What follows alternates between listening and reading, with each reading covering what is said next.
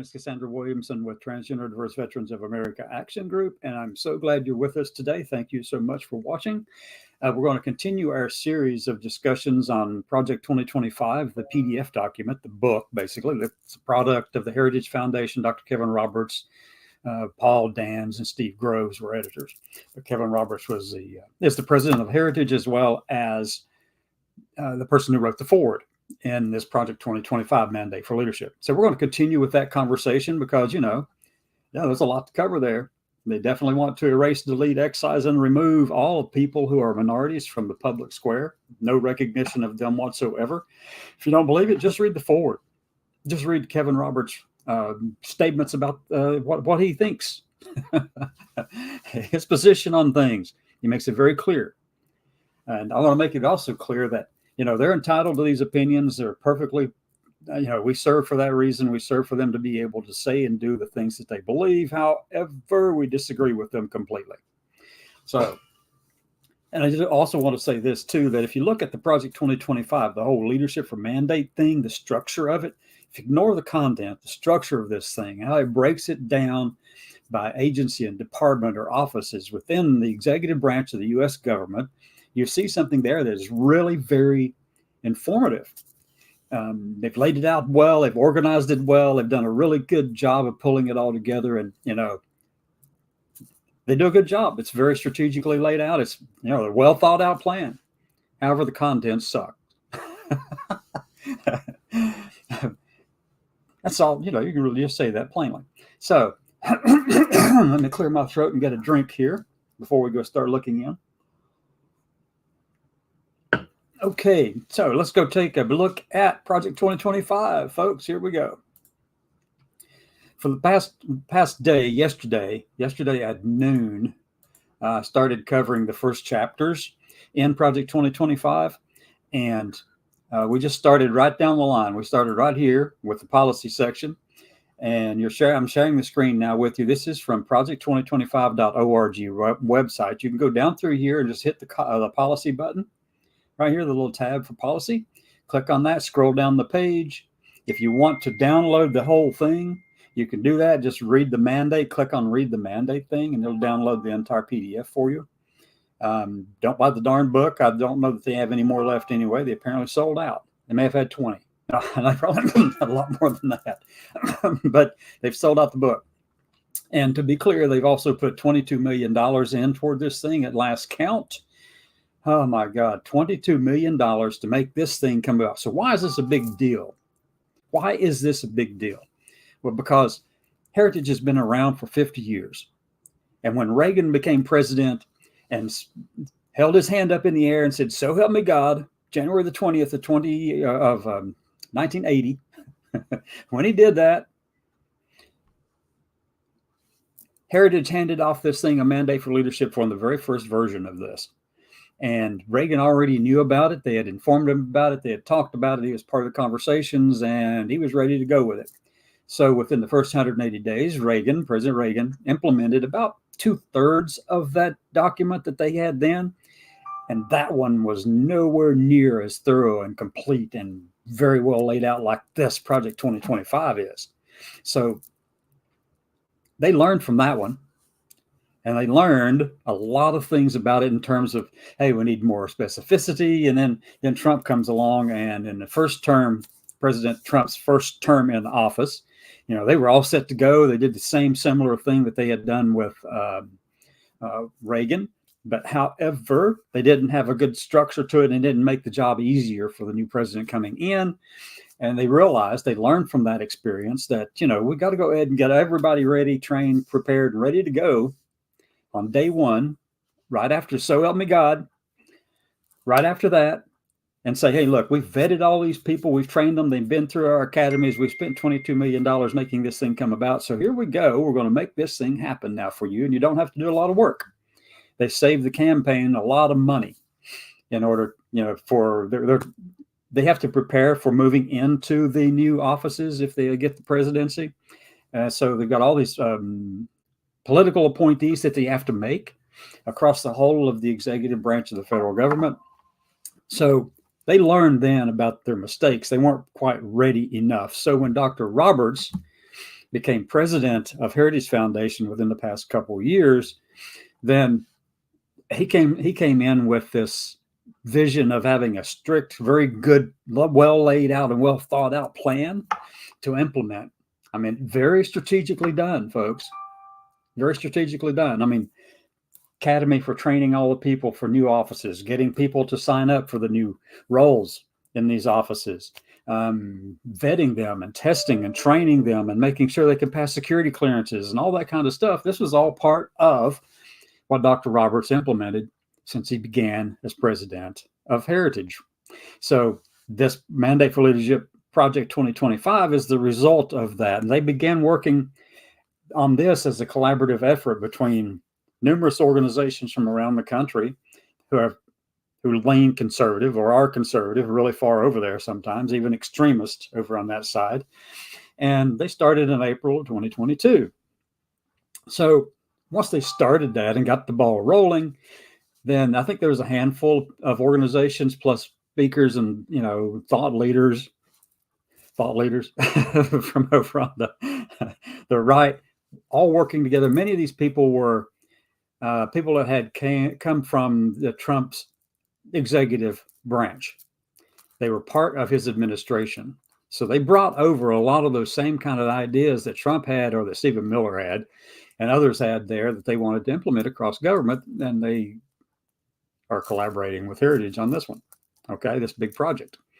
So they started in April 2022 and then published the book sometime this year, just several months ago, I think, a couple months back. So right now, they've got 80 plus organizations aligned with them in this. And I'm not just making that number up. You can go over here and look at the advisory board. I think this is the one. Yeah. A broad coalition of over 80 conservative organizations has come together to form the project pillars. Just several weeks ago, it was 75, and several weeks prior to that, it was 70. And these numbers keep increasing. These conservative organizations are all jumping on board with this thing, folks. They really are. They're jumping on board with it. And they're piling a lot of their resources, money, and people, personnel into this thing. They all want to have a say in it. They're helping Heritage create this, training academy. They're vetting people, bringing them in, and you can go sign up here in the upper corner. You can click on apply, and we do apply. You can go in and apply, put in your mobile phone number, request a one-time passcode, and all that kind of stuff. Fill out the application, all that kind of stuff. Submit it to them. And I'm not telling all of us out here to go ahead and do that, but wouldn't it be interesting to see if all of us just overloaded their system? Anyway, no, I'm not making that suggestion. Nope. Let's go back to wherever I was here. Hold on a second. Let me get back to this one. Oh, no, it was over here. The advisory board. Okay, so yes. So going back over to the policy section now, if you haven't read this thing, you need to read the foreword. As I mentioned earlier, you need to read the foreword that was written by Dr. Roberts, because in that he tells you exactly what they want to do. He's very militant about what he says. I mean, he will tell you, if you read the foreword. As a matter of fact, I can pull it up and just show you really quickly here. Let me go down here and pull the foreword up. I've already got the other items pulled up on the top, but we'll take a look at the foreword again just to kind of refresh your mind, refresh your thoughts about this one. Okay, this is the foreword by Dr. Kevin Roberts. He has a PhD in early American history. Okay. And then if you already know this, if you've downloaded these documents, you've got them on your computer or whatever, you're opening them up, you can hit the search button up here and type in words like gender. And it's mentioned 10 times in the foreword. So let's look for the first one. Got down a little bit too far, I think. Let's go back up to number 1. Okay. This is in the second paragraph. Yeah. The second paragraph on page 1. And this is what it says right here. Look at America under the rolling and culturally today. Inflation is ravaging family budgets. Drug overdose deaths continue to escalate, and children suffer the toxic normalization of transgenderism, with drag queens and pornography invading their school libraries. Okay, what they do here? We know that inflation is ravaging the family budget. We know that. Prices have gone up. That Mac burger that Donald Trump might be wanting to eat costs $16 now, whereas a few years ago it was maybe 9 or 10 or 11 or something or less. So we know that. That's an A. That's A. And then you have drug overdose deaths continue to escalate. And yeah, we know that to be true as well. Okay, so that's B. You got A and B. And then what they're saying, and then since these two are true, then C must also be true, which is children suffer the toxic normalization of transgenderism, which we're not an ideology. I don't know why anyone would even say ism at the end of transgender. It's just foolhardy, craziness. Okay, really craziness, because there are conservative transgender people, there are Republican transgender people, there are liberals and independents and socialists and far right extremists. I mean, we got a bunch on all sides of this. There were some transgender people, a transgender person that on January the 6th, for that matter. I mean, yeah, we cover all the gamut of stupid, just like every other group of people in this country. Okay. But being transgender is not an ideology. Being transgender is nowhere near that. I mean, that's who we are. Anyway, so the next thing they like to do in here is conflate things like drag queens, pornography, going after children and women and all that kind of stuff, because that's always been the dog whistle for anyone that wants to go after or scapegoat a group of people just so they can gain power. And that's what they've done here. They're playing into fears. And they're magnifying those fears by continuing to propagate those ideas out there like that. I mean, we've done it. We did it in the late 40s and early 50s when we were integrating the military between African Americans and the white people in the military at the time. We did all this kind of stuff, and we talked about the exact same kind of crap going on.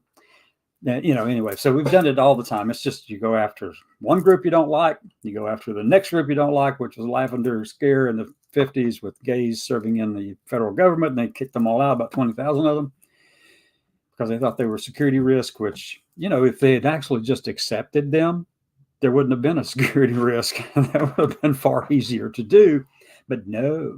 They wanted to make a point. Okay, so yeah. And then on page 4, they talk about the things they want to delete. This is into 4. This is Dr. Roberts speaking. This starts with deleting the term sexual orientation, gender identity. I'll just learn like this so you can see where I am. This starts with deleting the term sexual orientation, gender identity, SOGI, which is what it's called, diversity, equity, inclusion, which is DE&I stuff. And then they go on down through here: gender equality, equity, awareness, sensitivity, abortion, reproductive health, reproductive rights. And then the catch-all one down here that really just, says what they are, who they are. And they go, in any other term used to deprive Americans of their First Amendment rights out of every federal rule, agency, regulation, contract, grant, and piece of legislation that exists. I don't know about you, but it looks to me like they're telling us that we don't have First Amendment protections just to be who we are, right? Yeah, you can no longer use any word that defines yourself as you, right? They're taking away all those things. They want to get rid of everything. They're whitewashing the entire federal government is what they're trying to do, whitewash it. Because, they don't want to see Black people. They don't want to see, people who are standing up and saying, look, I'm African American, or people who are standing up and saying, hey, look, I'm trans, or I'm a veteran, or I'm gay or lesbian or whatever, or bisexual or whatever it is. They don't want to see you. They want to whitewash it in the pretense that actually is constitutional. And in a very strict sense, it might be. But I will tell you that we learned and we've known for a long time that unless you very specifically look at groups of people for who they are, and make sure that they're actually receiving all the benefits of those blessings of liberty that have been guaranteed to all of us, then it's very likely that they're not getting that treated that way. So you've got to really make a point of putting them out there and putting a light on this and looking at it. And the other thing is, we also know that there are social determinants of health that determine how well we are within our communities, our health, our access to health, our level of thriving, and all those kind of things, our success, all of it. There are social determinants of health that have a big impact on all of those things. And they're trying to do away with all those studies about this.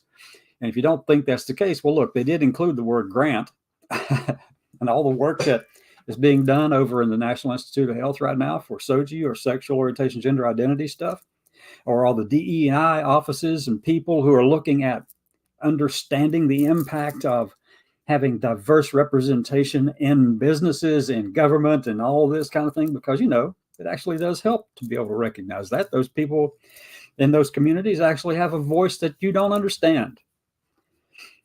You might think you do academically. I get it.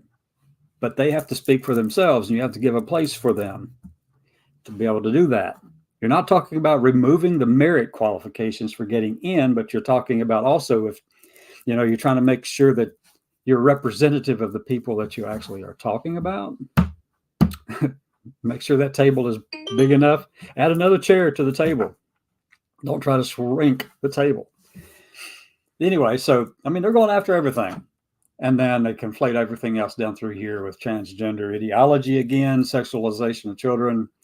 And then they say it has no claim to First Amendment protections. Folks, these people are serious about removing us from everything across the whole of the federal enterprise and across the whole country. I was reading a story earlier this morning that was from the Consumers Protection Agency, or whatever it is, organization. It's been around since 1929. But they're not really about protecting consumers. They're really about pushing their agenda. And their agenda is everything that is the antithesis of what it means to be diverse population, diverse peoples within this country. They're going after all those businesses that say they're woke and all that they're saying are woke and all this and all that kind of stuff.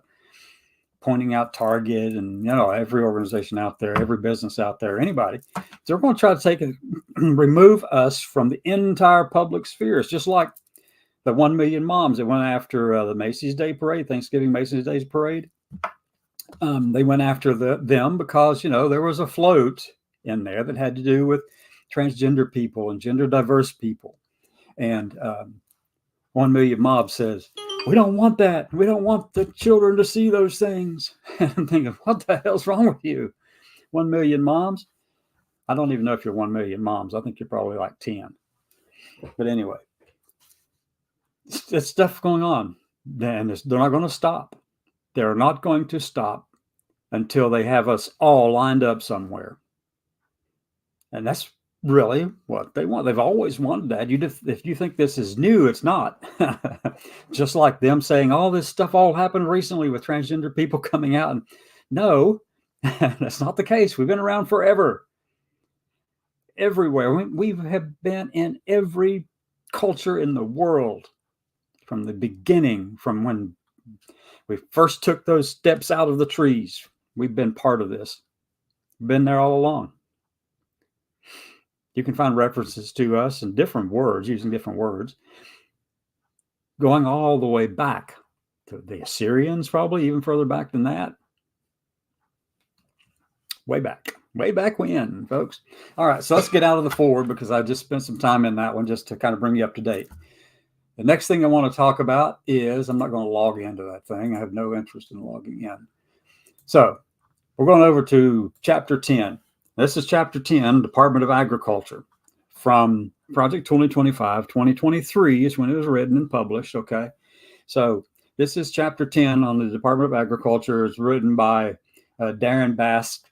And yesterday evening, we covered everything up to Chapter 10. I think it's from probably Chapter 5 to Chapter 10. And then at noon, we'd covered the forward a little bit more in depth, as well as Chapter 1, 2, 3, and 4. Today, we're picking up with Chapter 10. And basically all I'm doing now is just doing a basic search, really, inside these documents to see how many times and how many references there are and how they say things about things like gender, sex, abortion, diversity, LGBT people, things like that. Okay, so we'll just go up and hit the search button. Go up here to the top. I hit the search button. I'm going to type in gender here. Let's go and see if gender is in this. No references to gender in the Department of Agriculture so far. Let's go see. How about sex?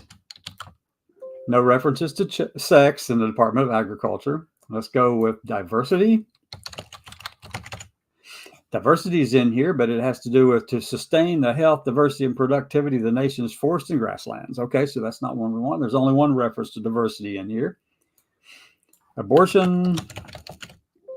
No references to abortion. So chapter 10 is pretty clear. Let's go type in LGBT just to be clear. LGBT. No references to LGBT either. So chapter 10 is clear. The Department of Agriculture, they didn't put anything in there about minority populations in the country. Jeez. Okay, next one. Chapter 11, Department of Education. Oh my. How many of you think we can have something in this one to talk about? Okay, really, I mean, it's there. It's there. That's really what it is. It's all here. You can guarantee that Lindsay Burke actually had something to say about gender and sexuality and LGBT people and diversity and equity and inclusion. I'm just about guarantee it, right? Right. So let's go up and do a quick search. LGBT. No references to LGBT. Let's go with gender. 16 references to gender. And all the little yellow marks over here on the side panel, that tells you where they are, but you can scroll down to find them. Safeguarding civil rights. And I don't know how there's such hypocrisy in this statement. Enforcement of civil rights should be based on the proper understanding of those laws, rejecting gender ideology and critical race theory. There's hypocrisy in that from one end to the other.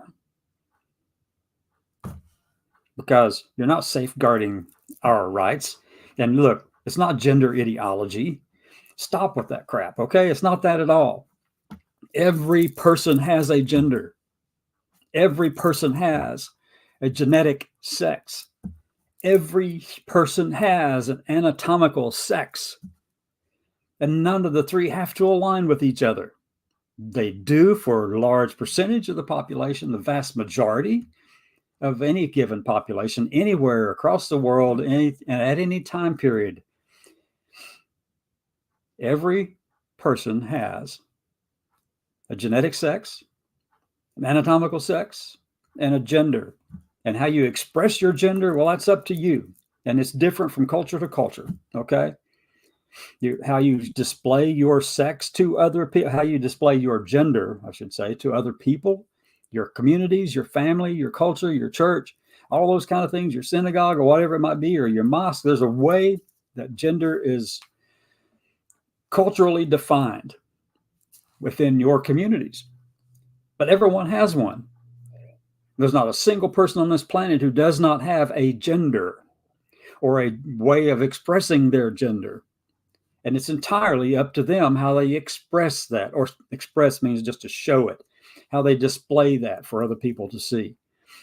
It's entirely up to them to make those decisions. But yes, there are cultural influences, familial influences, religious influences, and all those kind of things that drive how you will express your gender to other people, or show your family or friends how you identify. And you do get to identify with that. Sometimes, and most often, it's defined by that culture you live in, the community you live in. They're the ones who set those standards for you. For instance, whatever piece of clothing item that you have to wear in order to be representative of your gender and your culture, those are set. You can push against them. You can try to rebel against those kind of things, or you can kind of do your own thing. But not in some cultures. You can in others. You can here in the United States, or at least you should. And really, we try to, right? Right. But Safeguarding civil rights? Do we have any civil rights? Really, I just don't. I'm asking the question. Why do you think that we don't? Anyway, let's go to the next one. And that was just number 1 out of 16. Number 2. Okay. The next administration, let's start at the top up here. The next administration should move quickly to restore the rights of women and girls and restore due process protections for accused individuals. All right, we already know where this is going without even digging into the rest of it. But anyway, we'll look at it. Restore the rights. Women's rights have not been attacked except by the misogynistic assholes over on the right. That's the only thing. That's the only place it's coming from. And this is dog whistling to those people. This is, like I mentioned before when I was talking about what was happening in the 1940s and 50s and, the lavender scare in the 50s and all this kind of stuff. And well, these are the things that they have learned work well to shape the narrative and get votes. If you can show that if you can go after or present a narrative with true or false, if you can present a narrative for long enough for people to get it and to repeat it for you, that there is a challenge to women's rights and girls' rights and restore due process protections of accused individuals, well, that part at the end actually does need to be addressed. But I mean, that's just a tactic. It's a narrative building tactic they know has worked, and they use it every time. So at the same time, look at this. At the same time, there is no scientific or legal basis for redefining sex to sexual orientation and gender identity. And yes, there is. This is just stupidity on a scale like blindness. It's putting the scales over your eyes whenever you say something like this, because this is blatantly wrong. We know it. We've known it for decades, literally decades, that sex does include things like sexual orientation and gender identity, how putting those two together. But you have to realize that there's a lot more to it than just that. It's much more nuanced than that. And that's in Title IX. So such a change misrepresents the U.S. Supreme Court's opinion in Bostock. In other words, they want to make sure that the interpretations that we use in the Bostock v. Comstock, I think it was, or something like that. Was that the case? Anyway,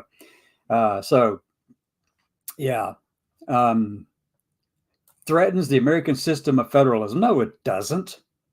It strengthens it, as a matter of fact, and it actually makes it better. Removes important due process protections for students in higher education, put girls and women in danger of physical harm. Got a lot more to talk about that one. Facilitating social and gender transition without parental consent increases the likelihood that children will seek hormone treatments such as puberty blockers, which are experimental medical interventions. And no, they're not experimental medical interventions. These things, we've known how they work and what they do and all of that for a long, long time. When we first discovered all these kind of things, when was that, in the 20s or 30s? 30s. We've known this for a long time. Anyway, research has not demonstrated positive. Yes, it has. This is such a load of shit right here. It just makes you want to go, what the heck are you doing? Research has not demonstrated. Yes, it has.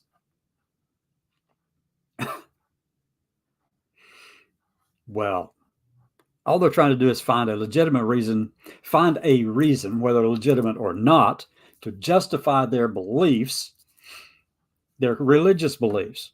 They're looking for an answer that fits.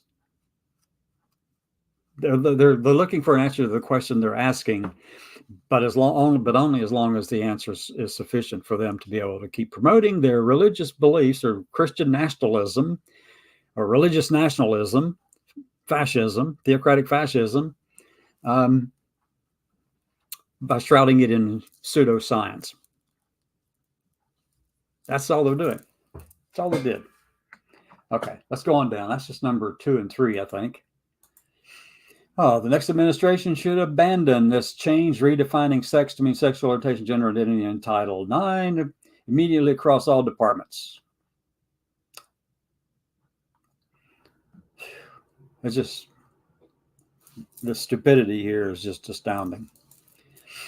At the same time, the political appointees in the Office of Civil Rights should begin a full review of the Title IX investigations that were conducted on the understanding that sex referred to gender identity and sexual orientation.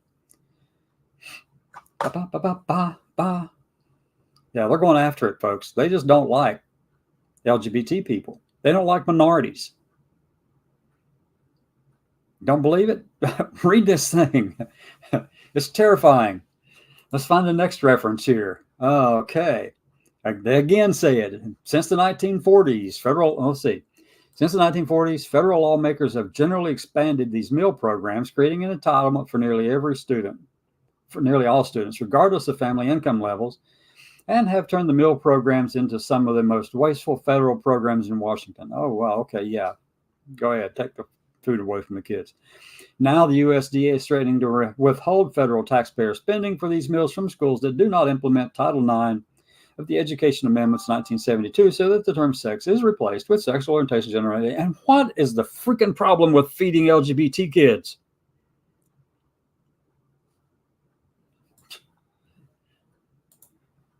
Oh my God. Okay. Let me see. Let's find the sentence that this is actually a part of. Let's go up here at the top. They also lobbied to keep schools closed during the pandemic. And yeah, absolutely, they should. All of these positions run contrary to robust research evidence showing positive outcomes for students. We know there are positive outcomes from students from education choice policies, and we know that that is the case. However, a public health problem, and you don't think we ought to just make sure that the students don't spread that among themselves? I guess it's population control from your perspective, right? Whoever wrote this piece of crap. There is no conclusive evidence that more taxpayer spending on schools improves student outcomes. And what the heck does that have to do with closing during the pandemic? The evidence finds that keeping schools closed to in-person learning results in negative emotional and academic outcomes for students. We know that. We know that to be the case. But there's such a thing as protecting their darn health.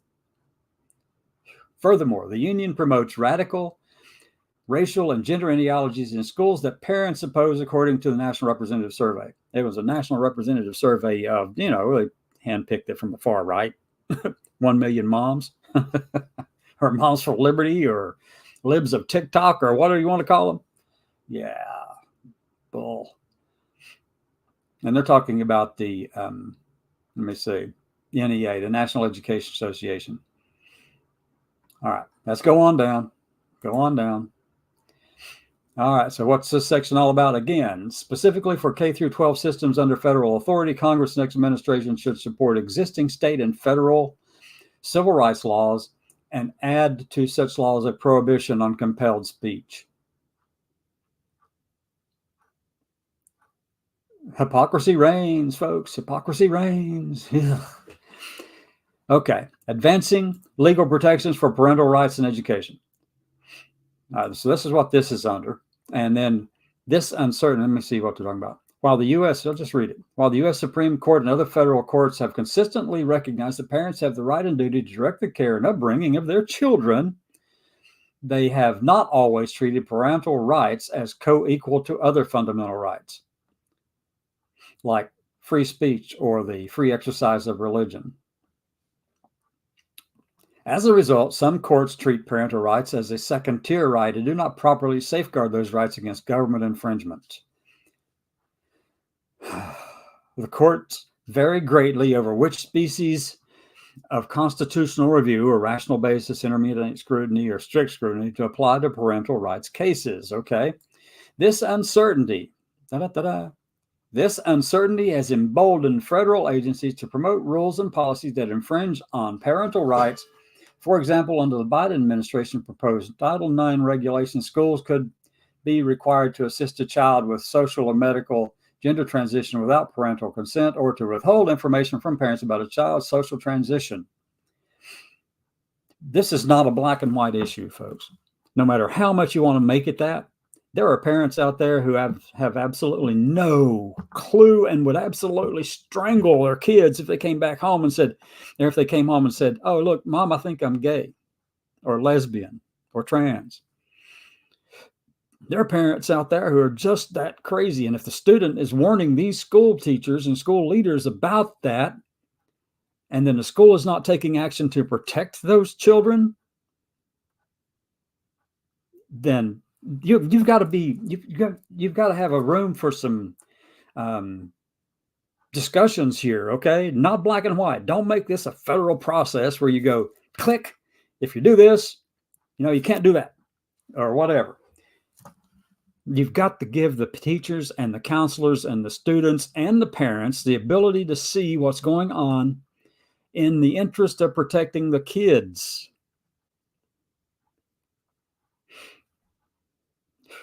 My goodness. Okay.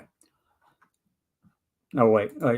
E.g., here's social transitioning that says changing their names or their pronouns at school. Well, fine. What the freaking is? What's the problem with that? Why is that a big deal? Why is this an issue? That's what I want to know. Why is this an issue? Okay. The federal government could demand that schools include curriculum or lessons regarding critical race theory or gender theory in a way that violates parental rights. Look, you can raise kids without any knowledge of any other diverse representations or people in the damn country or world, and you're entitled to do that. You really are. However, that's a little bit stupid. Just call it what it is. Especially if it requires minors to disclose information about their religious beliefs or beliefs about race or gender in violation of the Protection of Pupils' Rights Amendment.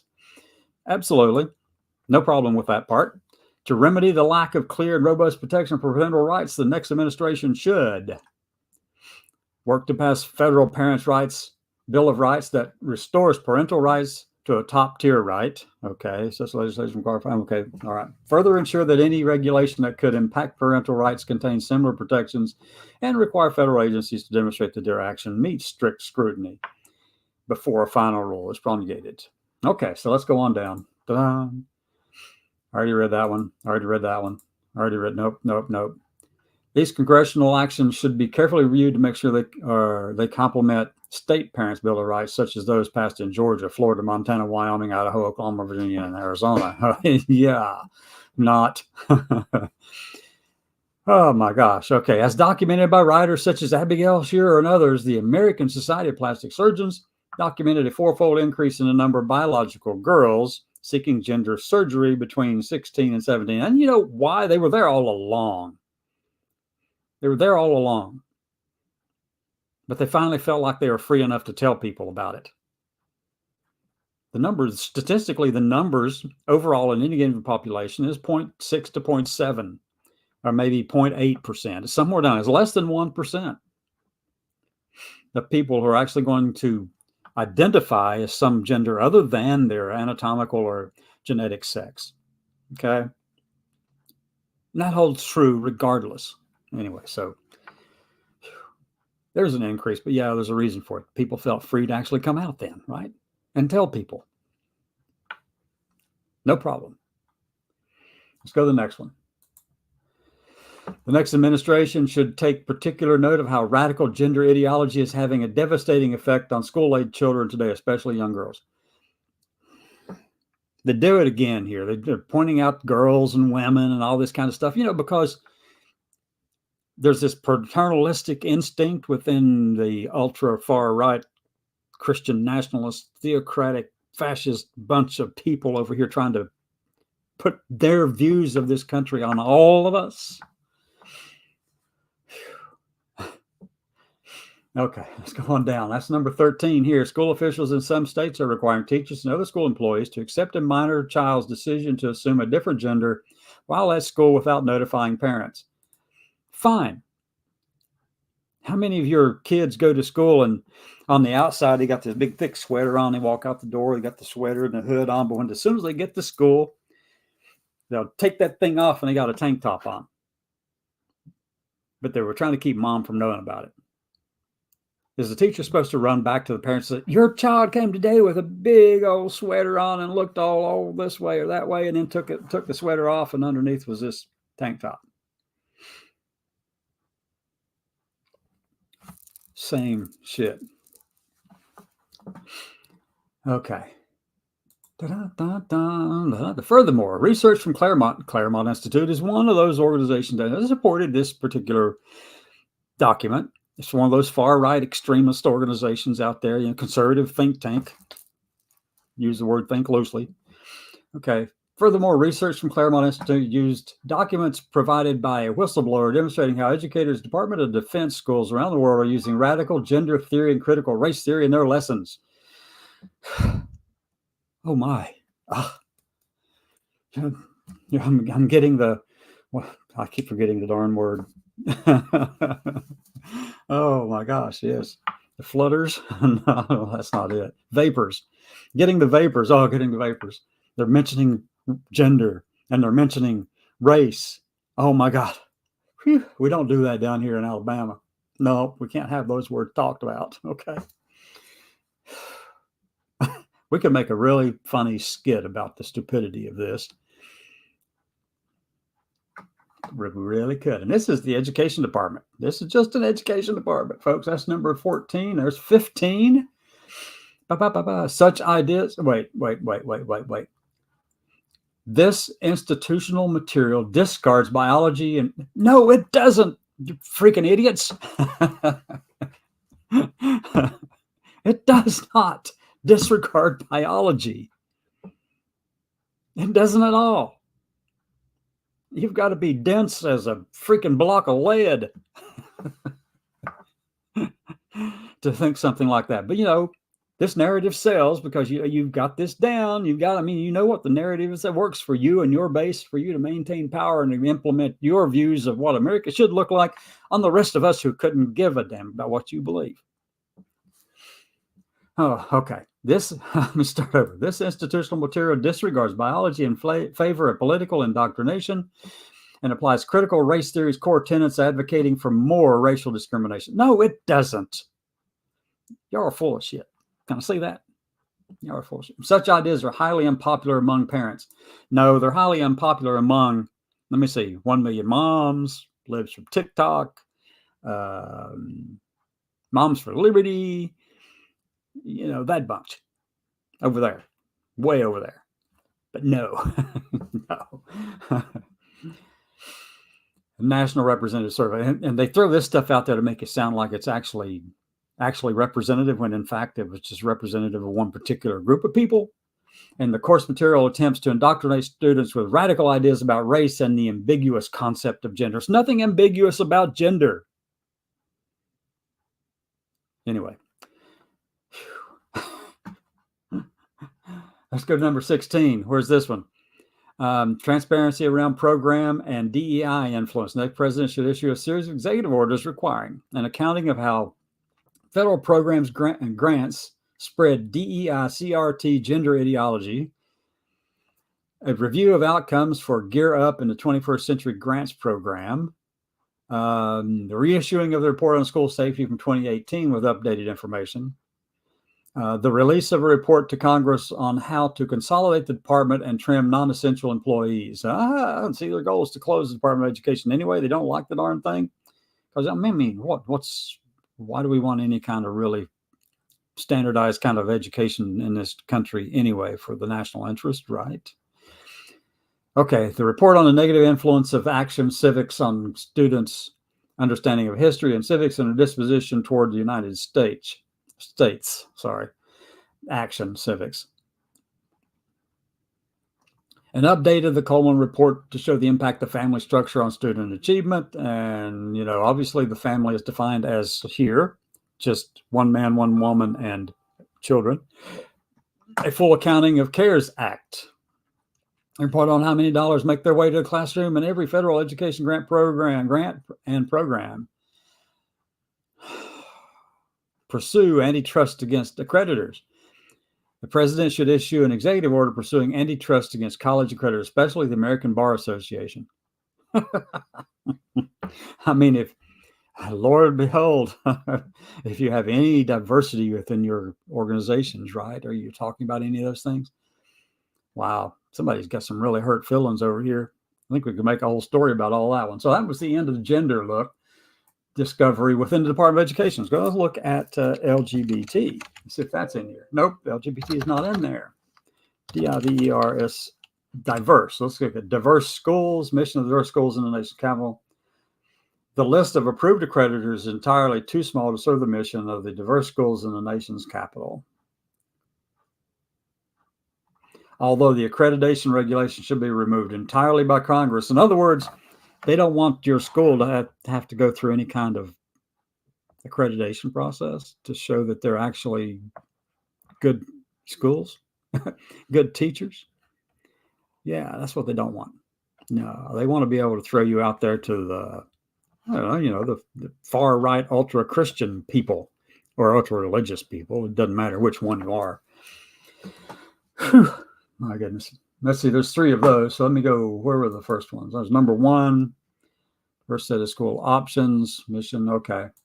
That was the next one, diverse set of education options, empowering families to choose among a diverse set of education options is key to reform and improving outcomes. No. Okay, let's go with diversity.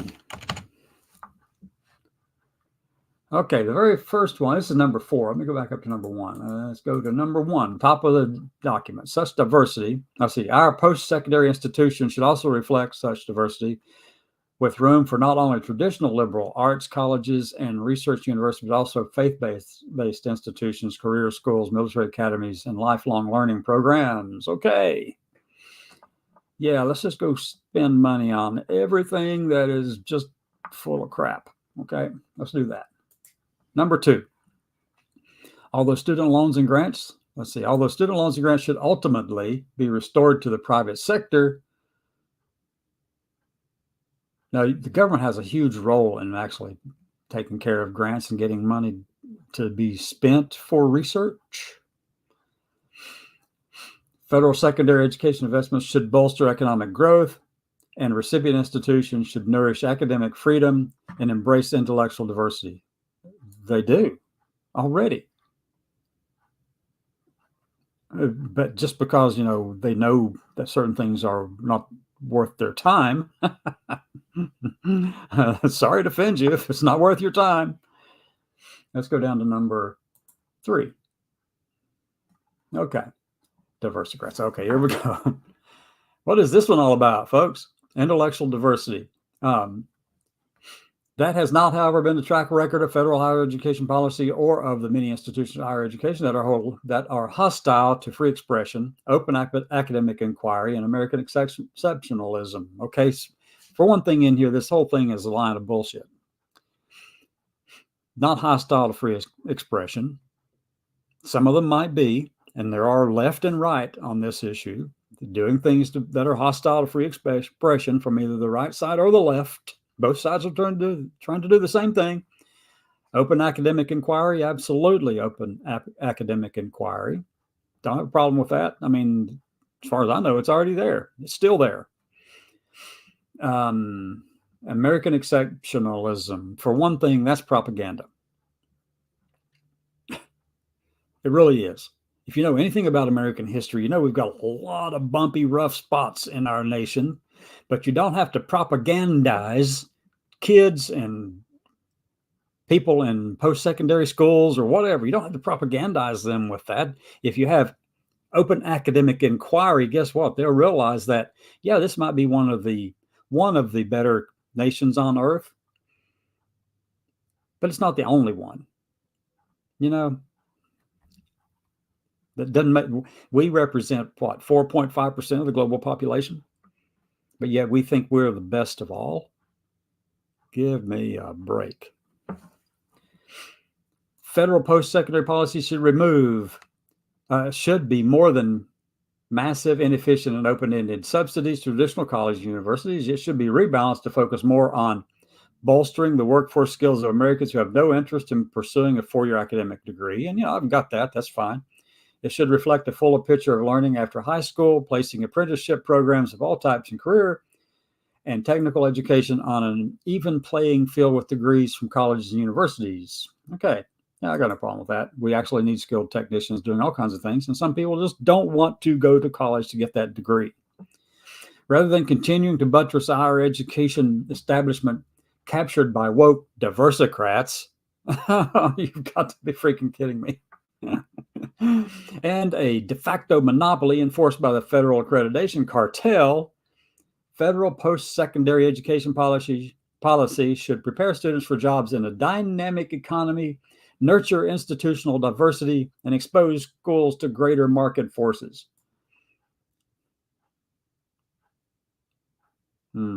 Wow. Okay.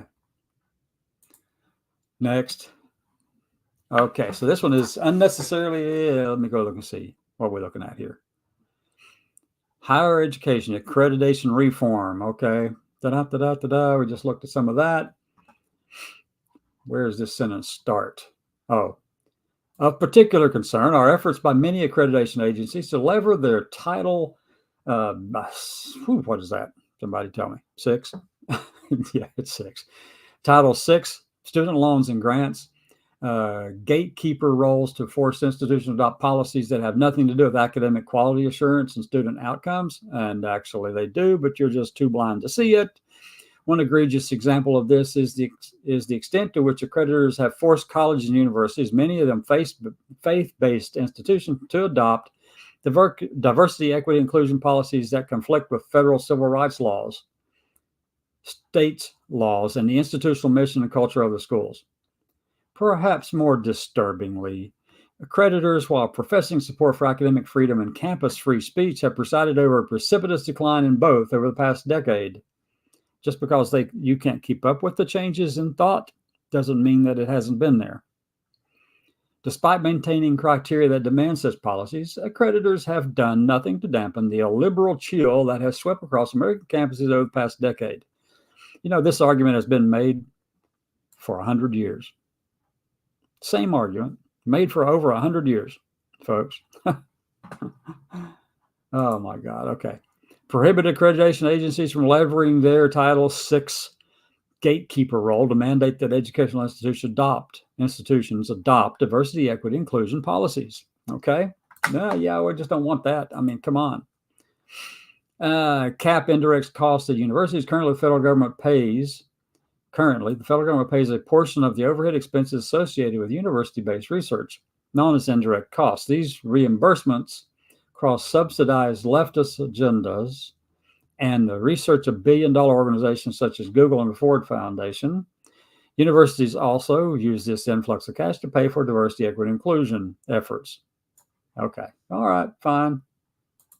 Let them. You're trying to dictate to them what you want. How's that any different? Okay, so we've already spent 45 minutes talking all about this chapter, folks. Let me go back to the top of the page. Just go to the top of the page. This is chapter 11 on the Department of Education. When we come back this evening at 6 p.m. Eastern time, we'll continue this discussion, but we'll jump into chapter 12 and go from there. So just remind me, it's chapter 12 this evening, 6 p.m. And we'll just do the same thing. We'll dissect each one of these chapters and point out to you some of the absurdities that's contained in those things. So let me stop sharing and go back to the main screen. I'll see if we have any comments that we want to discuss at this point. And we'll keep that up there and that up there and minimize this. Hold on a minute. Got one person over here still watching at least. I don't know where you're from. You're over on, what is that, Twitch? Yeah, I guess it's Twitch. Yeah, looks like it. So anyway, thank you for watching. With that, I'm going to call it a day. Let me throw up the flag and then we'll get out of here. Okay, have a great afternoon. Talk to you later.